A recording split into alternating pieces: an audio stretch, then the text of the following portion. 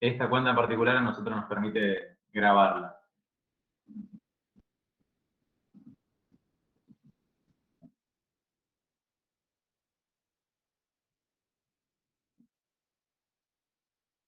¿Está Mariela Osuna por acá?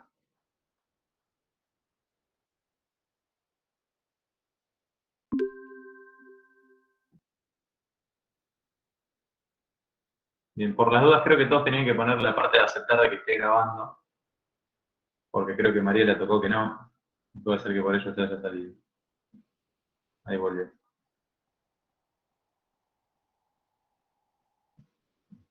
Bien. Bueno, en primer lugar, le queríamos pedir disculpas por ahí un poco los cambios de horarios y demás. Venimos un poquitito accidentados con el tema del horario de las clases y demás, pero bueno, por ahí van surgiendo cosas y se nos va complicando poder cumplir con lo previsto, pero siempre tratamos de que obviamente que se genere la grabación de la clase, poder subirla apenas la tenemos, que quede disponible y lo mismo con el material. Recién acá estaban preguntando por el Power del módulo 3. Tengo que chequear, pero si mal no recuerdo, si no está subido ahora, lo vamos a estar subiendo ahora en la siesta, probablemente durante, durante esta clase. Sí, recuerden, van a estar en los Classroom, así que de última pueden acceder desde ahí. Igualmente, una vez que esté subido, vamos avisando por los grupos de WhatsApp. ¿Sí? Eh, Le hago un comentario nomás. Algunos chicos o chicas por ahí nos fueron consultando respecto, por ejemplo, a los contenidos de las clases que vamos a estar dando, o incluso si se podía hacer alguna investigación, o si se podía incorporar algún tema o algo. Nosotros todas estas propuestas las hablamos con Luciano, y si nos da el ok, digamos, además, no hay ningún problema, generalmente las solemos incorporar. Esto lo comento para que si a alguien le interesa o le parece que estaría bueno incorporar algún tema, una explicación, lo que sea, lo puede proponer. En el caso de que no lo podamos hacer durante la clase, lo que se puede hacer es que quizás generar algún material o algo extra para poder contar con esa parte. ¿Sí? Bueno, Lucho, no sé si vos estás listo. ¿Arrancamos nomás? Exacto. Yo ya estoy, así que me callo, me silencio y arrancamos la clase. Bueno, ya tengo el puntero, así que creería que está todo en orden. Así que nada, vamos a empezar con el módulo 4 del curso de farmacología. Hoy nos toca hablar de farmacología del sistema cardiovascular. Esta clase está destinada en un principio a ser farmacología del sistema endocrino, pero bueno, se planteó la posibilidad de adelantar sistema cardiovascular porque bueno, les hacía eh, más fácil, tanto para defensa como para injuria, tener ya sabido desde antes el sistema cardio. Entonces, bueno, la adelantamos y dejamos endocrino para después de respiratorio. Así que nada, hoy vamos a ver un poco más que nada todos los fármacos que se utilizan, o la gran mayoría, en cardiología, y más que nada la terapéutica de los grandes síndromes, como son los coronarios agudos, que se utiliza para el tratamiento sintomático, más que nada no vamos a ahondar en la terapéutica de infartos ni nada por el estilo, porque no es algo que tienen que saber ahora.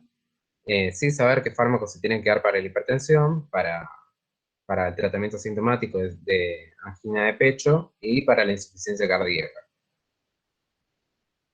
Estamos empezando.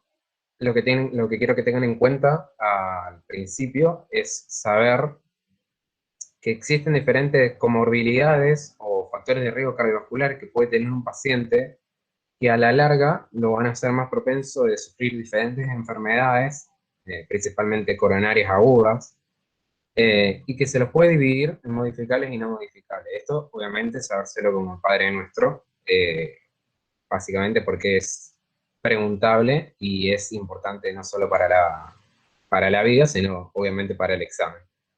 Pero bueno, uno trata de estudiarlo para la práctica clínica, obviamente.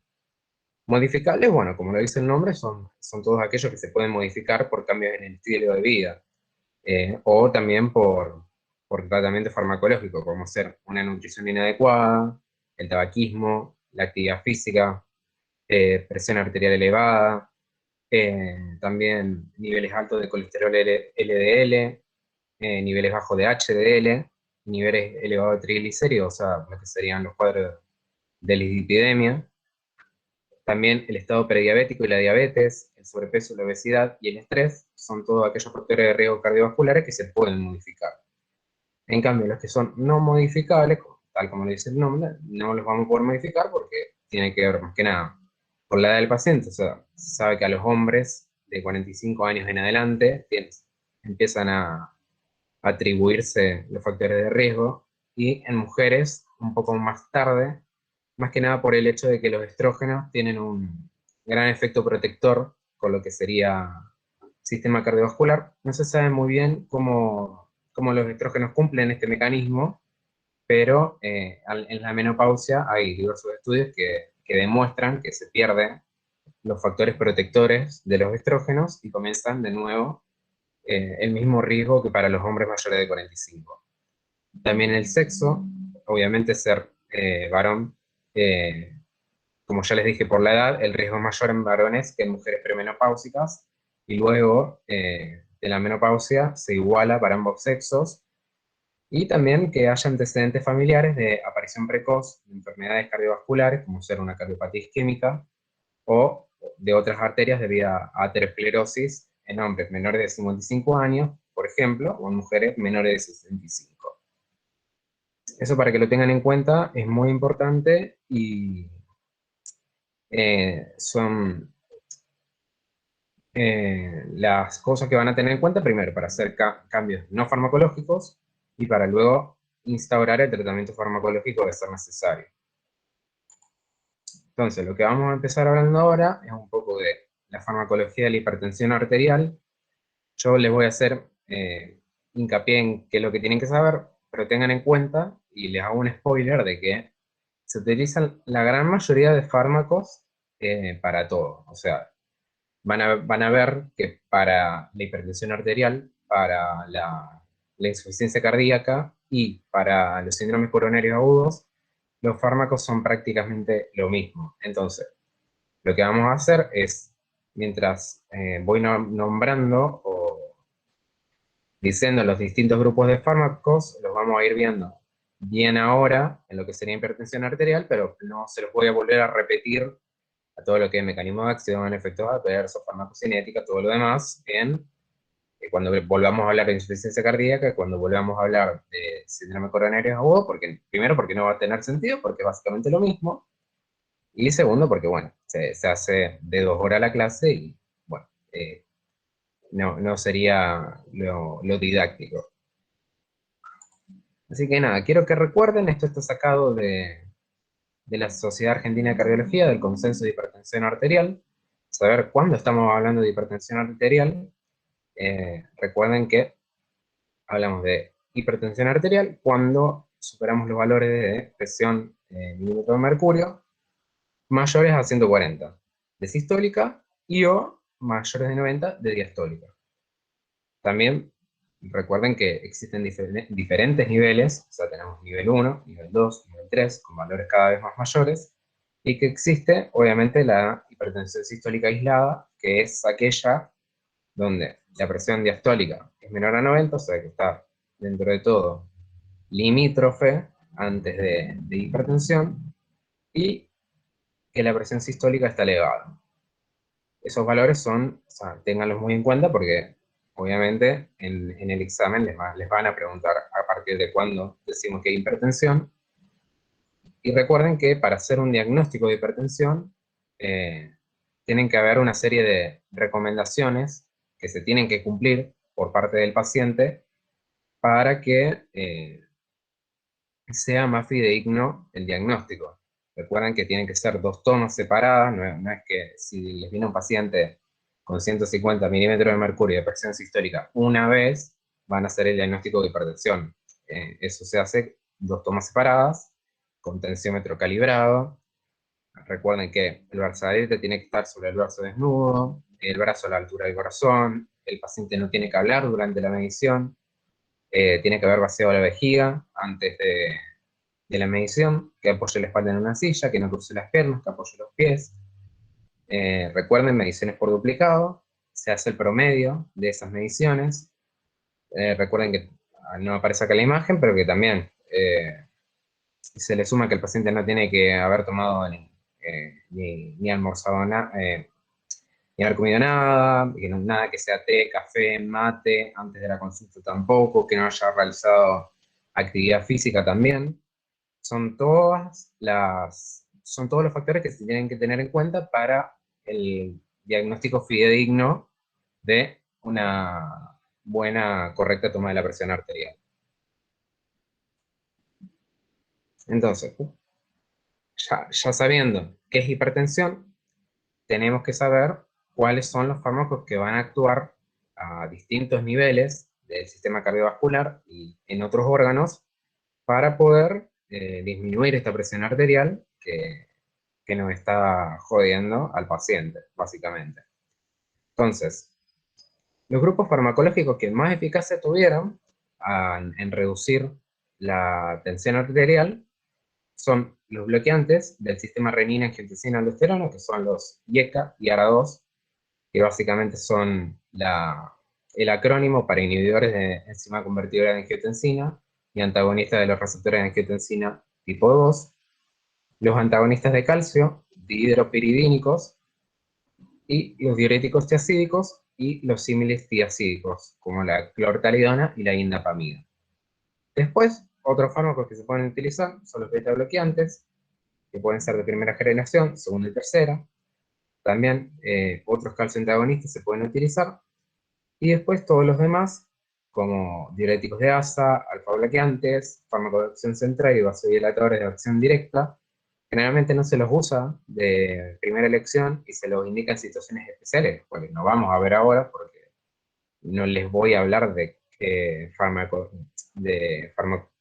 en hipertensión para el embarazo, como para darles un ejemplo, debido a que todavía no cursaron ginecología y no lo deberían de saber. Entonces, vamos a empezar primero con lo que son los diuréticos. Pero primero, para saber cómo actúan los diuréticos, vamos a tener que hacer un repaso general de lo que es la unidad funcional del riñón, que son las nefronas. Como ya les dije, o sea, son las unidades estructurales y funcionales, van a filtrar la orina, o sea, van a tener los procesos de filtración glomerular, secreción tubular y de excreción, y donde van a actuar los diuréticos en diferentes zonas de la nefrona. Recuerden que tenemos desde el glomérulo, lo que sería túbulo contorneado proximal, donde se reabsorbe más que nada bicarbonato, cloruro de sodio, el 70% del agua, potasio, calcio, magnesio, glucosa y aminoácidos. Luego se continúa con lo que sería el asa de Henle, donde se reabsorbe agua en la parte descendente del asa de Henle y se reabsorbe cloruro de sodio, o sea, sodio con cloro, en la porción ascendente. Luego nos vamos por acá a lo que sería el túbulo contorneado distal, donde se reabsorbe cloruro de sodio de nuevo y se secreta calcio, potasio, magnesio e hidrogeniones. Y por último tenemos el túbulo colector, que reabsorbe cloruro de sodio también, calcio, el 10% restante del agua, y secreta también hidrogeniones. Entonces, lo que van a hacer los diuréticos es actuar a distintos niveles de la nefrona, como les voy a mostrar ahora, para ayudar a eliminar el líquido y los desechos sobrantes, como ser la sal, para darles un ejemplo. Entonces, les voy a mostrar este primero, que es un poco más amigable, que tiene donde actúan cada uno. Vamos a ver diferentes grupos de diuréticos, que son las tiacidas, los ahorradores de potasio, los diuréticos de asa. Estos dos no, porque no vienen ahora al tratamiento, pero sepa que existe el manitol y la acetazolamida, que se utilizan en otras patologías, no en la hipertensión. Tiacidas tienen varios ejemplos. El ejemplo más común es la hidroclorotiacida. De ahorradores de potasio van a tener la amilorida, la pelerodonona, espironolactona, son los ejemplos a tener en cuenta. Después tenemos lo que serían diuréticos de asa, en verde, que el ejemplo más común es la furosemida, y creería que es obviamente la que más se usa. Y después tenemos, bueno, como ya les dije, manitol acá en amarillo, el túbulo contorneado proximal, y acetazolamida también en rosado. Entonces, ahora nos vamos un poco más a fondo en esta imagen que es un poquito más difícil de interpretar. Entonces, vamos a hablar primero de lo que son las tiacidas. Los diuréticos tiacídicos van a actuar en lo que sería el transportador sodio-cloro de la membrana luminal, principalmente del túbulo contorneado distal. Entonces, nos vamos a situar acá. Vieron que están las tiacidas y sus ejemplos. Entonces, van a incrementar así la excreción de sodio, cloro y agua, y asimismo aumentar la excreción de potasio, magnesio, bicarbonato y fosfato. La acción deseada, obviamente, que van a tener las tiacidas es reducir el volumen extracelular, el gasto cardíaco a corto plazo, y reducir a largo plazo lo que sería la resistencia vascular periférica, produciendo el efecto hipotensor, que es el que estamos buscando. Después, con lo que respecta a los diuréticos de asa, como le dice su nombre, van a actuar en el asa de Henle, en este caso, inhibiendo lo que sería el cotransportador 2-cloro-sodio-potasio, lo que sería la membrana luminal de la porción diluyente de la rama gruesa ascendente del asa de Henle. Un poco trabalengua, pero sepan que actúa más que nada en la parte ascendente del asa de Henle. Ven que lo tienen acá, los diuréticos de asa, en flecha negra, inhibe la reabsorción. O sea, tenemos este transporte activo de 2-cloro, sodio, potasio, y inhibimos la reabsorción de cloro.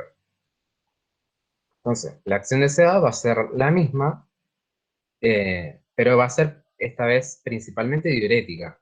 ¿No? Ya vieron que les dije que los diuréticos de asa no son lo primero para efecto hipotensor, se lo utiliza más que nada en la insuficiencia cardíaca como tratamiento sintomático, lo vamos a ver después obviamente, pero bueno, también se los pueden utilizar en combinación con las tiacidas como segunda elección. Ya les dije que el ejemplo más conocido sería la furosemida. Y después tenemos por último lo que serían los ahorradores de potasio, que van a actuar principalmente en el túbulo contorneado ya distal y túbulo colector. Van a inhibir también lo que sería el intercambio sodio-potasio en la membrana luminal.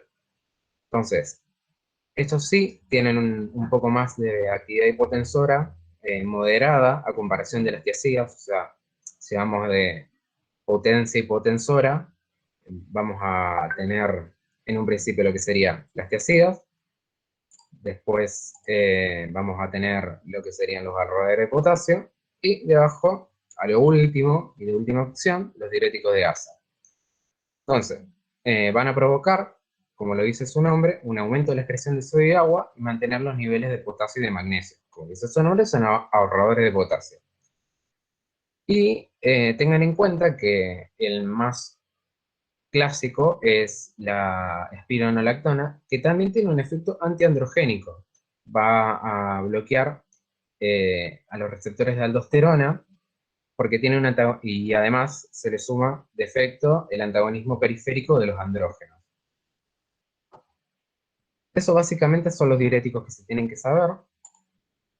Acá volvemos a la imagen amigable. O sea, obviamente esta es para analizar, tiene toda la información de dónde se reabsorbe cada cosa, dónde se excreta cada sustancia, dónde se inhibe cada reabsorción con lo que serían los diferentes fármacos. Y acá un poco para más más colorido, más lindo, más todo, la verdad. Mucho menos complicado. Entonces, como ya les dije, acá les dejo un cuadro y lo van a tener en el Power del Classroom, cuáles son los principales mecanismos de acción, que ya les dije, de los tiacídicos, de los de asa y de los ahorradores de potasio. Como efecto adverso, y esto en general, hablando de diuréticos en sí, Todos pueden llegar a producir una depresión de volumen con hipotensión arterial, producen hiponatremia, sobre todo las tiazidas, y más raramente la furosemida, disminuyen los niveles de potasio, sobre todo los de los diuréticos de Asia, hipocalcemia, hiperuricemia, hiperlipidemia, hiperglucemia, alcalosis metabólica, ototoxicidad, sobre todo la furosemida, como ya les dije. La espironolactona, como tiene un antagonismo periférico de los andrógenos, puede llegar a producir ginecomastia en el hombre. Y las contraindicaciones, para que las tengan en cuenta, de los diuréticos en general, son los estados de depresión de volumen, más que nada porque les dije, o sea, que los efectos adversos eh, pueden llegar a producir los diuréticos de presión de volumen, entonces, contraindicación número 1. Contraindicación número 2, la preeclampsia, es un estado hipertensivo del embarazo, que lo van a ver cuando cursen gineco, y bueno, obviamente están contraindicados en el embarazo. También los diuréticos ahorradores de potasio en la insuficiencia renal por producir hiperpotasemia está contraindicado también, y en los diabéticos también. Y en pacientes con enfermedad pulmonar obstructiva crónica hay que tener especial precaución con diuréticos, más que nada los de ASA, porque pueden inducir alcalosis metabólica que el organismo trata de compensar, obviamente reteniendo dióxido de carbono. Entonces, paciente con EPOC le sumamos dióxido de carbono, no creo que sea una buena combinación, que digamos. Eh, Hablando un poco más que nada de características farmacocinéticas, les podría hablar en general de las tiazidas, que tienen una buena biodisponibilidad oral.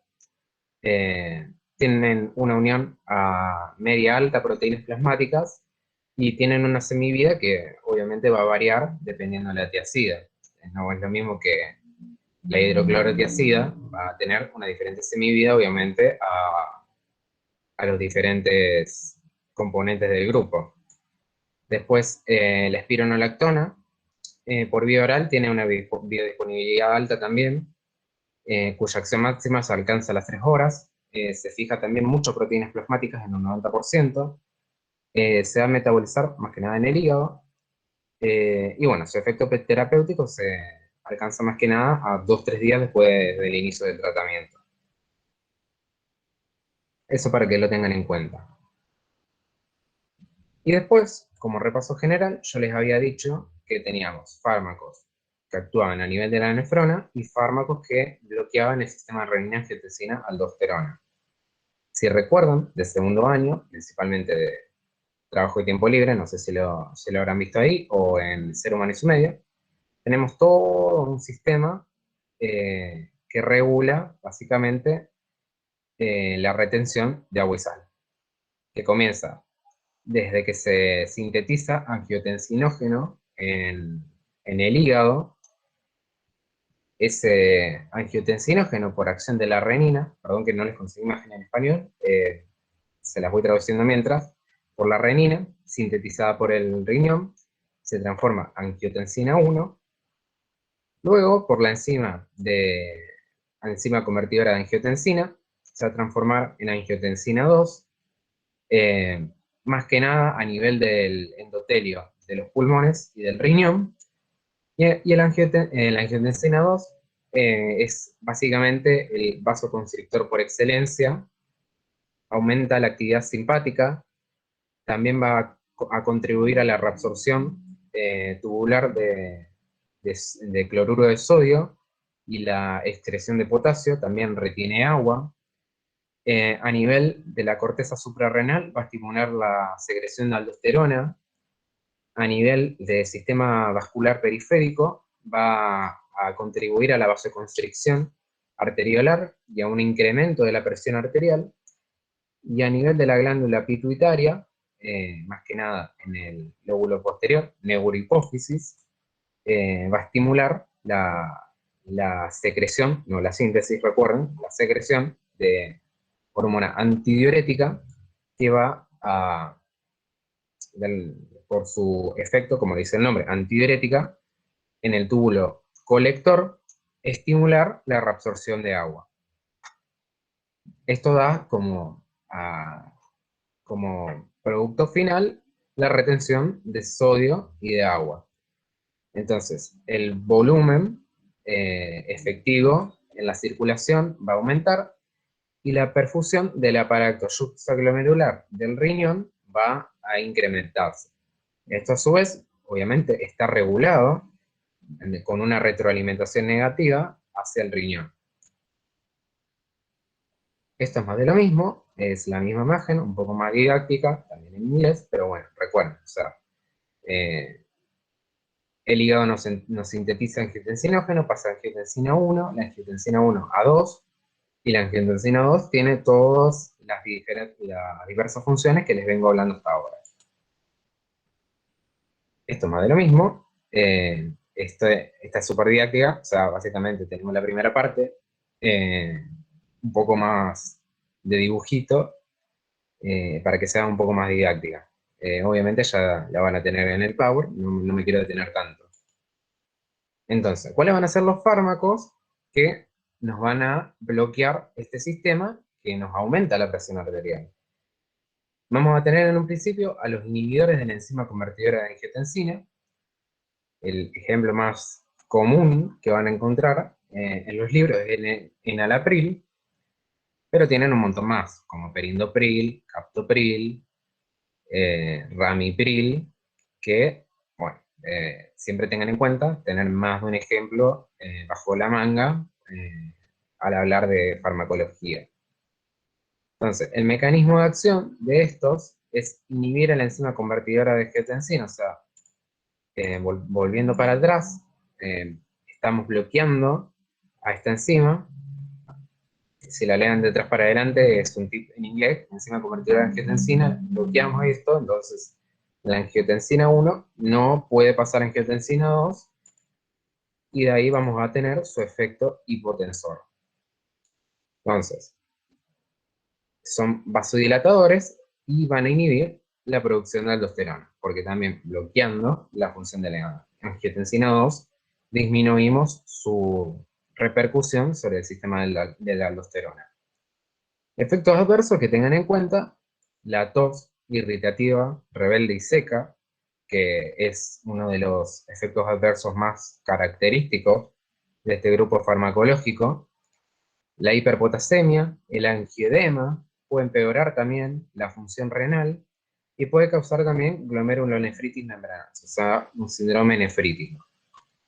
Contraindicaciones que tienen que tener en cuenta: no se puede dar IECAS a un paciente con insuficiencia renal aguda, no se le puede dar a un paciente con hiperpotasemia, con estenosis bilateral de arteria renal, o unilateral en un paciente que haya sido donante de riñón, o sea, monorreno, o por ser una deficiencia congénita, y en el embarazo tampoco se dan por su acción teratogénica. Pero recuerden, lo que quiero que recuerden bien es el mecanismo de acción, cómo hace para ser hipotensor, y la tos. La tos es como súper característico del grupo y es uno de los efectos adversos que más se preguntan. Después tenemos los ARA2, que, como lo dice su nombre, es el acrónimo para antagonistas del receptor de angiotensina 2.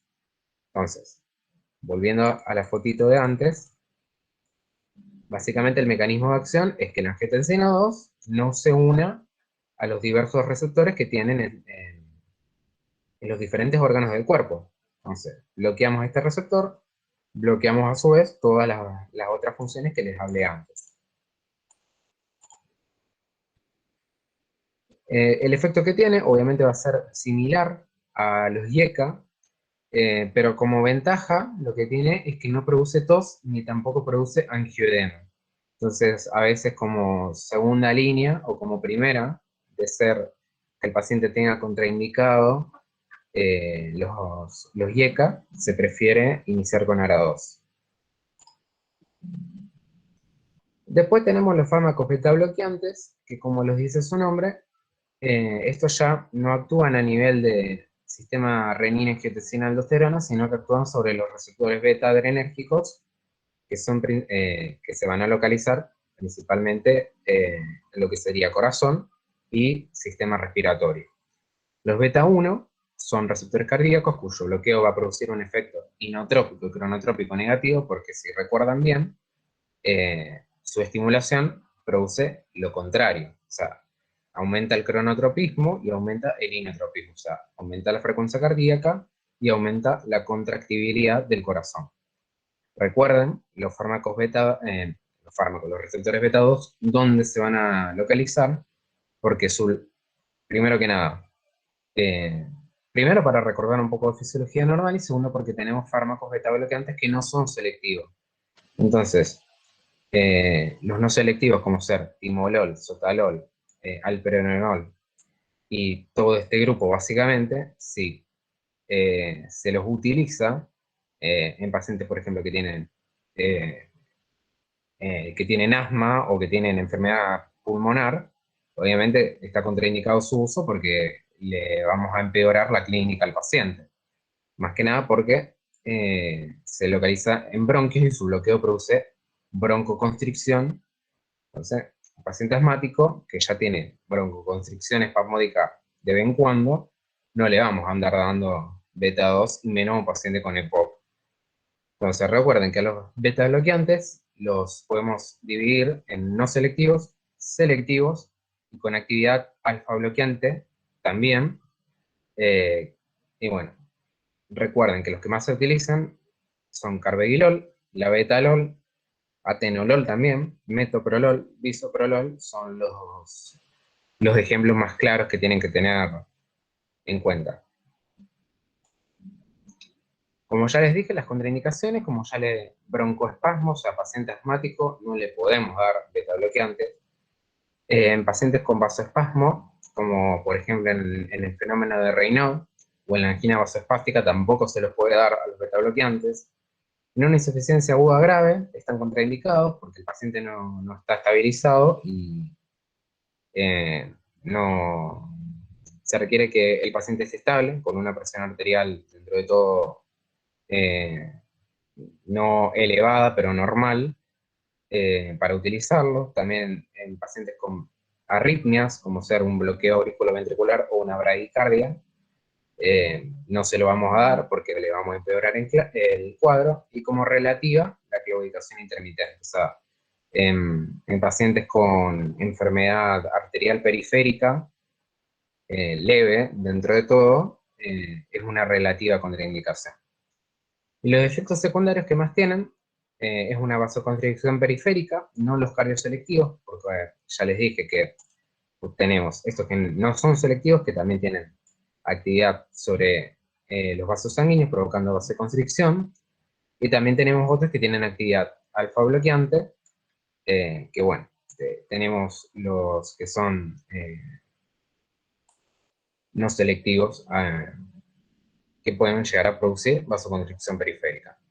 Pueden llegar a producir impotencia, disminución de la tolerancia al ejercicio, hipertrigliceridemia y pueden llegar a provocar también fenómenos de Raynaud. Es por eso que el paciente con vasospasmo no se lo da. Bien, eso con respecto a los beta bloqueantes. Después, con respecto a los calcio antagonistas, tienen que saberse la clasificación. Recuerden que el calcio va a jugar un papel bastante importante en lo que es mantenimiento y regulación de función cardíaca normal. O sea, lo que sería la contractibilidad del miocardio se va a alterar por los cambios en la entrada de calcio a la célula, eh, y también los niveles de calcio en los distintos sitios de almacenamiento y sensibilidad de calcio va a alterar la contractibilidad miocárdica. Obviamente la homeostasis de este ion es esencial para un montón de procesos biológicos, pero el acoplamiento de excitación-contracción del miocardio es uno de los más característicos. Entonces, como mecanismo de acción, como le dice su nombre, son antagonistas del calcio. Van a bloquear los canales de calcio y a su vez disminuir la concentración intracelular de calcio. Se lo puede clasificar según su estructura bioquímica en dihidropiridinas y no dihidropiridinas. Como ejemplo, en los no dihidropiridínicos tenemos a lo que sería la amlodipina, y como ejemplo de una dihidropiridina tenemos al verapamilo, también tienen al diltiazem, en el otro grupo también tienen al nifedipino, por ejemplo, para que tengan en cuenta nombres de fármacos. Saber que los no dihidropiridínicos tienen efectos vasodilatadores, inotrópicos y cronotrópicos negativos, y son por lo tanto bradicardizantes, o sea, van a disminuir la frecuencia cardíaca. Entonces, en pacientes con una fracción de eyección deprimida, o sea, que tienen bajo volumen sistólico en el corazón, en pacientes con insuficiencia aguda grave, bradicardias, bloqueo auriculoventriculares, todas acciones que bajan lo que sería la frecuencia cardíaca del corazón, está contraindicado su uso. Y las dihidropiridinas son al revés, son taquicardizantes. Primero que nada porque son vasoselectivos, o sea, van a inducir vasodilatación, y no tienen tanta acción depresora sobre el miocardio. No actúan sobre lo que sería el tejido de conducción, entonces pueden producir taquicardia refleja cuando se administran en forma de liberación rápida. Entonces, en pacientes con taquicardia refleja y con eventos coronarios, no le vamos a dar el verapamilo y el diltiazem, están contraindicados. Como efectos adversos, las dihidropiridinas pueden llegar a tener un síndrome de vasodilatación periférica. Como les dije, son vasodilatadores, pero si se los administran muy rápido, puede cursar con edemas en miembros inferiores, con rubefacción facial, se les pone la cara roja, pueden tener hipotensión, taquicardia refleja, náuseas y estreñimiento. Y después tenemos los no dihidropiridínicos, que tienen como efectos adversos, pueden provocar insuficiencia cardíaca a largo plazo, bradicardia a corto plazo, y también bloqueos auriculoventriculares. Es por eso su contraindicación, porque son bradicardizantes. Acá está su mecanismo de acción, como yo les había dicho, estos fármacos se van a fijar a lo que son los canales de calcio, voltaje, dependientes, que se van a localizar más que nada en las células cardíacas de tipo 1 y también en la musculatura lisa coronaria y sistémica, bloqueando lo que sería la entrada de calcio y produciendo vasodilatación en consecuencia. Entonces, la acción deseada que van a tener es la disminución de la presión arterial, va a dilatar las arteriales periféricas, también va a dilatar las arterias coronarias, entonces va a disminuir el consumo de oxígeno miocárdico.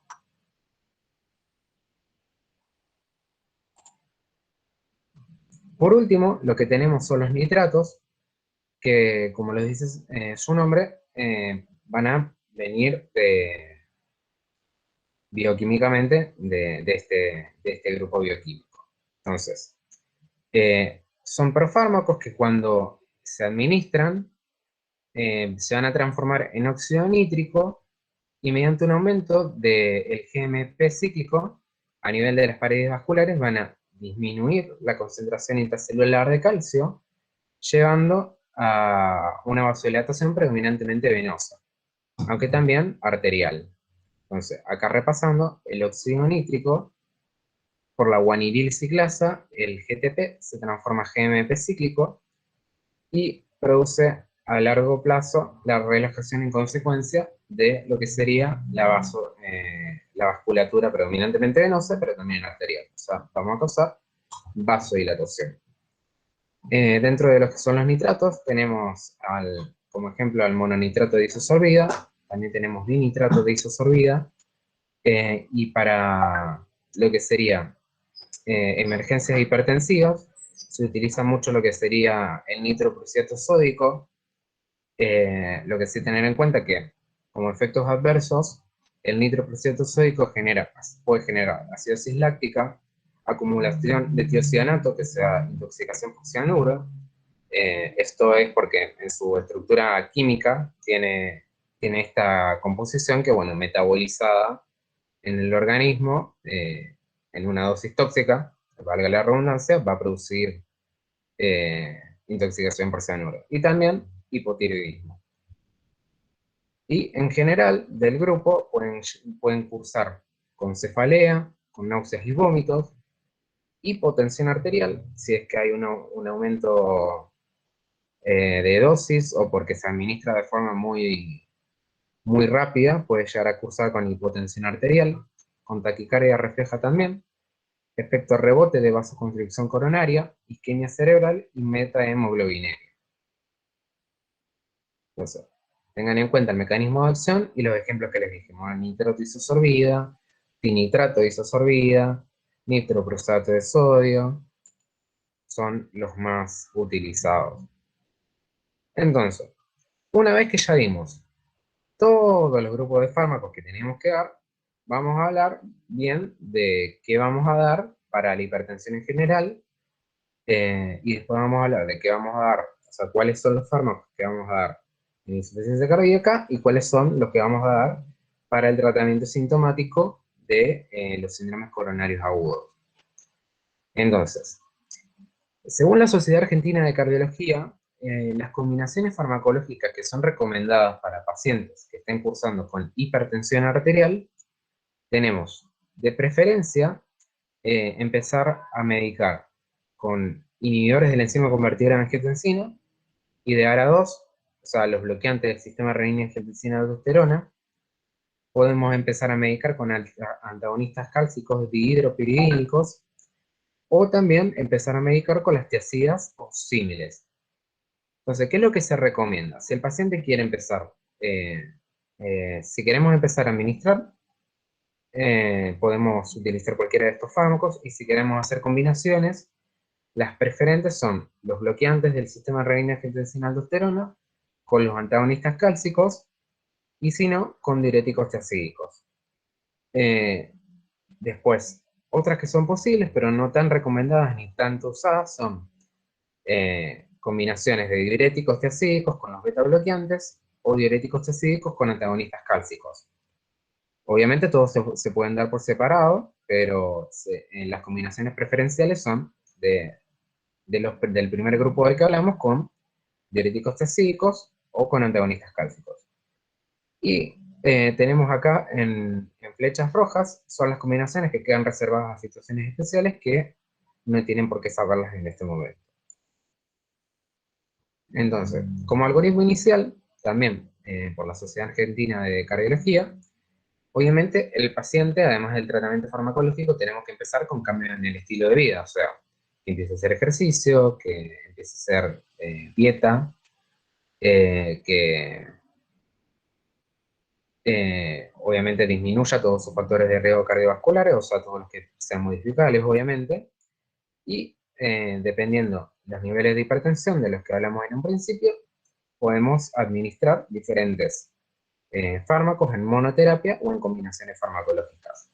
Esto ya corresponde a un sector de terapéutica que por ahí no es necesario que lo sepan o no lo deberían saber, pero está bueno tenerlo en cuenta para saber, bueno, me viene un paciente con hipertensión, puedo empezar, si es de bajo riesgo, con una monoterapia, es a darle un solo fármaco, sumado siempre a los cambios en el estilo de vida, o en un paciente que me viene con valores de hipertensión un poco más elevados, empezar con diferentes combinaciones, recordar cuáles son las preferentes, cuáles son las posibles, y bueno, las reservadas para situaciones especiales no las tienen por qué saber, no en este momento.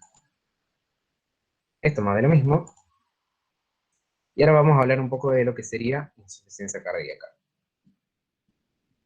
Hasta ahí, hipertensión, hablamos de cómo definimos a la hipertensión, cuáles son los valores que tenemos que tener en cuenta, cómo se hace el diagnóstico, cuáles son los diferentes grupos farmacológicos que se utilizan en la hipertensión arterial, y cuál sería la terapéutica, cuáles son los que se pueden combinar o cuáles serían los que podemos elegir primero, junto con todos sus mecanismos de acción, sus efectos adversos y su farmacocinética más o menos explicada. Entonces, una vez sabido hipertensión arterial, vamos a pasar a insuficiencia cardíaca. Y además está decirles que los fármacos que se van a utilizar en insuficiencia cardíaca son los mismos que venimos hablando antes.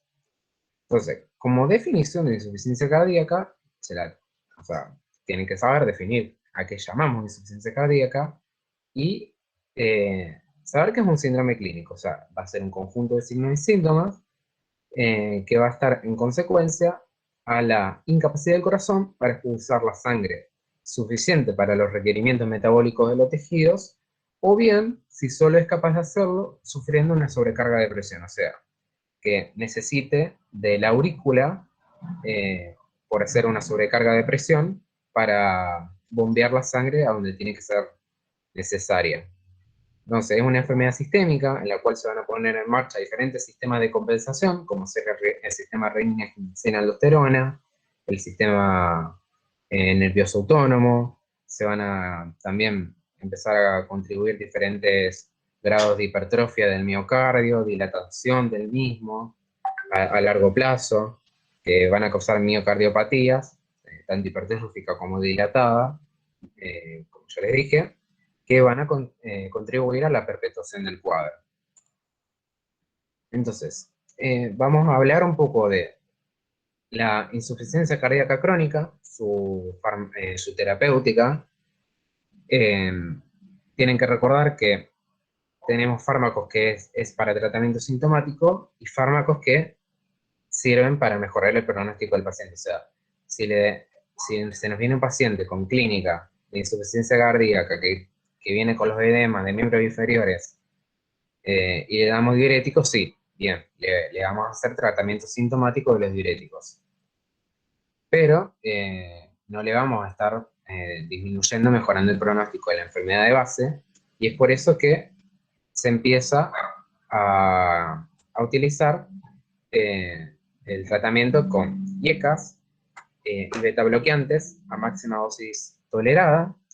Esto en un paciente que tiene una fracción de eyección dentro de todo conservada. Se utiliza estos, perdón, me corrijo. Independientemente de la fracción de eyección, se administran los inhibidores de la enzima convertida a angiotensina, los cuales, si no son tolerados por el paciente, se los puede cambiar por los ARA2, de los cuales hablamos antes, siempre sumado a un beta bloqueante a máxima dosis tolerada, si el paciente está, dentro de todo, compensado hemodinámicamente. Después, si esto no lo tienen que saber ustedes, lo que es fracción de eyección, lo van a ver en clínica médica, pero sepan que si empeora la clínica del paciente a nivel de que baja lo que sería la fracción de eyección sistólica, se les puede añadir un inhibidor del receptor de aldosterona, como ser espironolactona, de la cual ya hablamos antes, o epleronona, y también, si no hay mejoría sintomática, se pasa a otras alternativas clínicas, como ser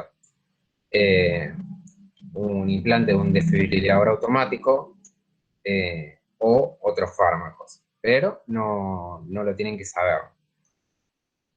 Si lo que sepan que lo que se utilizan no crónicos son IECAs, beta bloqueantes. Si no se puede utilizar los IECA por contraindicación del paciente porque no se tolera, se los cambia por ARA2.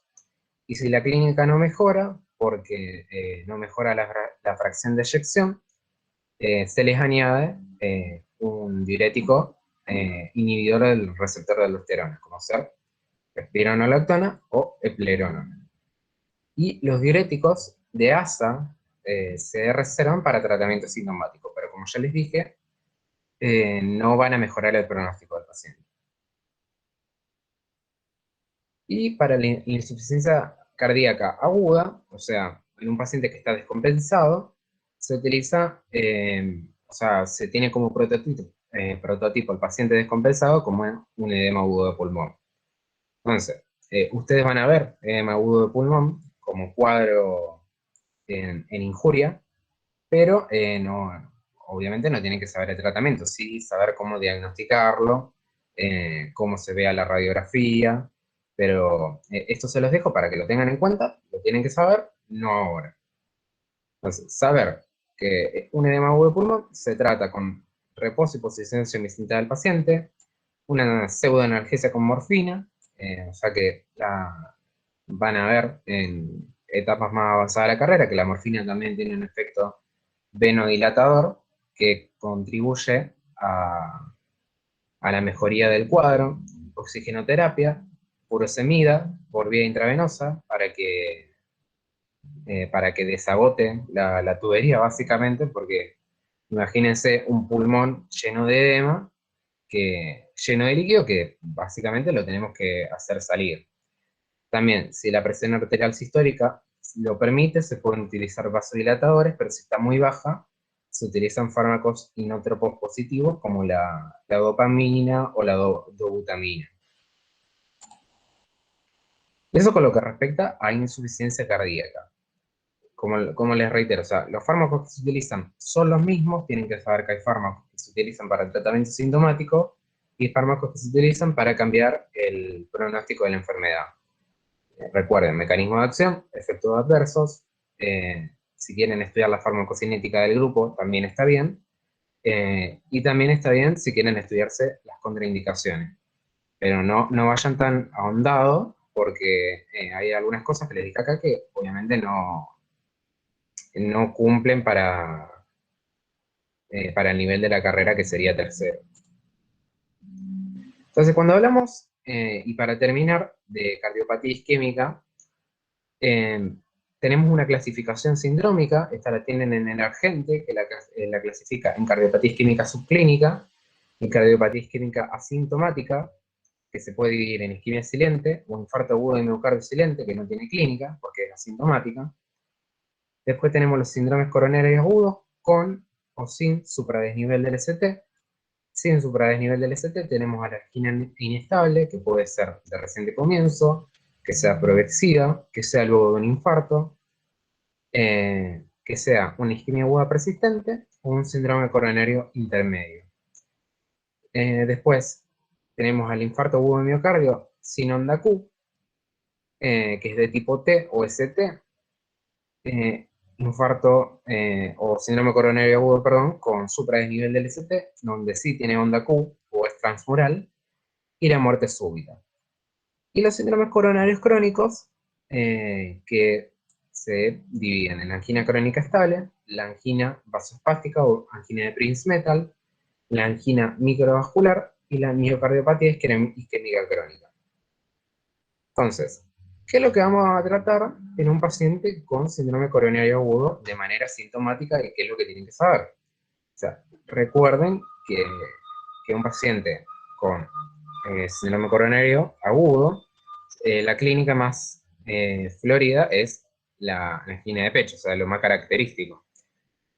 ¿Cómo la podemos definir? Como dolor o malestar retroesternal, intenso, compresivo, muy intenso, que irradia hombro izquierdo, también lo que sería brazo izquierdo, y otras localizaciones como ser epigastrio, mandíbula izquierda. En casos más raros se va hacia el lado derecho también, pero bueno, brazo izquierdo, por localización de miocardio, es lo más común. Y recuerden que en el ataque anginoso lo que va a haber es una isquemia miocárdica transitoria como consecuencia de un desequilibrio entre la demanda de oxígeno y la oferta de oxígeno. Entonces, lo que vamos a buscar nosotros es fármacos que aumenten la oferta de oxígeno o que disminuyan la demanda de oxígeno. Entonces, fármacos como los beta bloqueantes y los antagonistas de calcio, recuerden que son bradicardizantes, que disminuyen la frecuencia cardíaca, entonces disminuimos la demanda de oxígeno. Los nitratos, como ya vimos antes, lo que van a hacer es hacer vasodilatación, disminuyendo la presión, pero aumentando el retorno venoso, haciendo que llegue más volumen al ventrículo y disminuyendo la demanda de oxígeno. Y también al disminuir la presión ventricular, también disminuimos la demanda de oxígeno del miocardio. Y fármacos que nos aumentan la oferta de oxígeno, también antagonistas de calcio por aumentar el calibre coronario y los nitratos.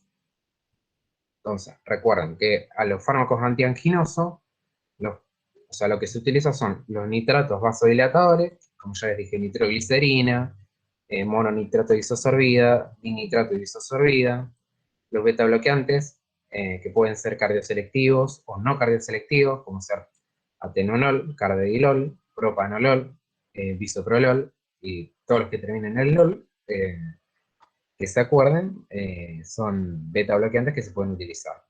Y también bloqueantes de los canales de calcio, como ceramidopino, diltiazem o verapamilo, también son antianginosos que se pueden utilizar. Bueno, eso básicamente sería todo lo que tenemos que dar por el día de hoy. Recuerden, los fármacos que se utilizan en el sistema cardiovascular son los mismos grupos farmacológicos. Lo que hay que ir jugando es cuál es la aplicación terapéutica de cada uno. O sea, ante una angina de pecho doy esto, ante una insuficiencia cardíaca crónica doy lo otro, en un paciente con hipertensión voy a tener tantos grupos farmacológicos, voy a poder usar este con el otro, el mecanismo de acción es este, como efecto adverso puede tener tal, como ya venimos hablando hasta ahora.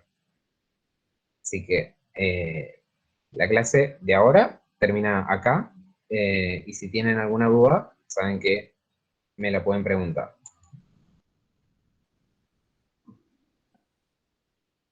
Excelente, Lucho, como siempre, como tenés acostumbrado y acostumbrada. ¿Hay alguien que tenga alguna consulta para hacerle ahora? ¿Le ha quedado alguna duda?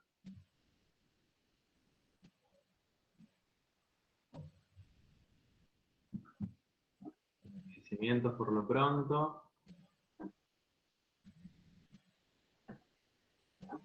Por las dudas, para quien haya grabado la clase, le dejo mi número acá para que me la pueda pasar.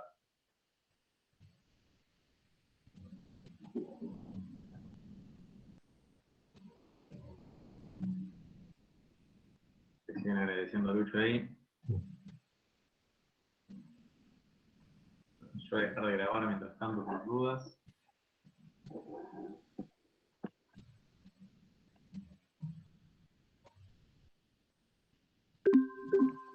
Listo.